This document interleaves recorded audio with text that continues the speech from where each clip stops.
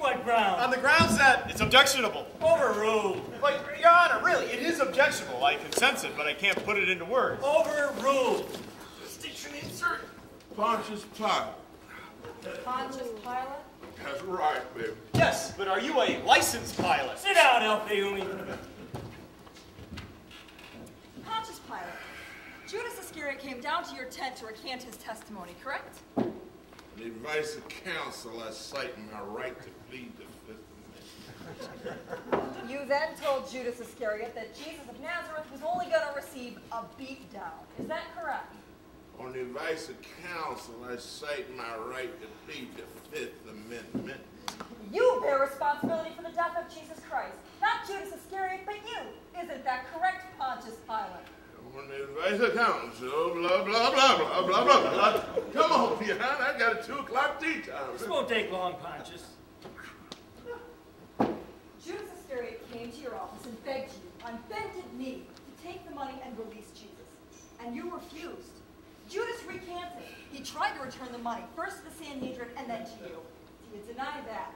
Hey, if I had messed up as bad as that cat had, I'd be trying to rebate them ducats, too. So you admit that Judas did try? No, I don't admit that. You didn't hear me admit nothing now. Pilate, we just saw the tape. We all know what happened. Ain't nothing on that so-called tape that implicates me in doing nothing but trying to find a peacefully, non-lethal solution to a potentially incendiary problem. Right. Mr. Pilate, you were the 5th prefect of Judea, correct? Correct. A prefect being what? Governor, also known as curator.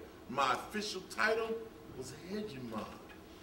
Hegemon? Translated from Greek, it means excellency. I see. And you governed, or procurated over Judea from 26 to 36 AD, correct? Longest 10 years of my life. Why do you say that? You ever been to Judea, Missy? Ain't no Paris, France, believe that. I see. Yeah, that Moses must have read the map backwards or misplaced his bifocals or something. Because if that was the promised land, shit, them Jews should have held out for a better promise. You didn't care for Judea much, Mr. Pilate? Care for it? Armpit of the empire, if you ask me. No atmosphere, nothing. Hot, dirty, dusty, flies everywhere, complete lack of amusement and culture. I'd rather spent 10 years up inside the crack of my ass. Augustus ordered I keep the peace. I obeyed my emperor. I did my duty. And kept the peace. The Pax Romana, baby. That's right, the prime directive. And under your rule, how was the peace kept in Judea, Mr. Pilate? By any means necessary. Violently? Violently otherwise. They were free to have it however they wanted it. According to Philo of Alexandria, who wrote about you in 41 CE, your tenure as governor was known for its constantly repeated executions without trial, wanton injustices, graft, and ceaseless and grievous cruelty. Do you care to comment? No, I do not.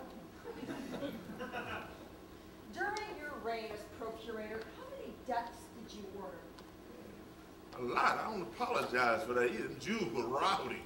Rowdy? Yeah, right. As in not docile. As in the motherfucker had to put his foot down. And you put it down, didn't you? Damn, Skippy, orders from Rome. What's a brother to do?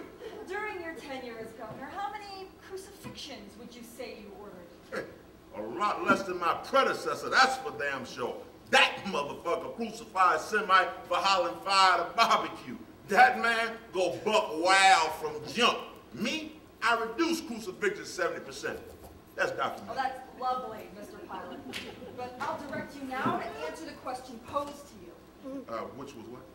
How many crucifixions did you preside over during your time in Jerusalem? A few hundred, give or take a few, so what? Over 700 crucifixions while you were on assignment in Judea. Now, does that sound about right? Sound good to me. And you publicly washed your hands of how many of them? See, I don't know what you mean by that. I mean that other than Jesus of Nazareth, out of over 700 crucifixions and countless executions, did you, in any other instance, publicly wash your hands and attempt to abdicate responsibility, Mr. Pilate? I don't recall. You backpedaled because you knew it was wrong. Romans don't have back pedals. You knew Jesus was a holy man or a fool, but whatever he was, you believed him when he said his kingdom wasn't on earth, didn't you? See, now, I don't recall that conversation. You don't recall that conversation? You don't, Mr. Pilate? Why don't you say that again so I can slap a perjury charge on you?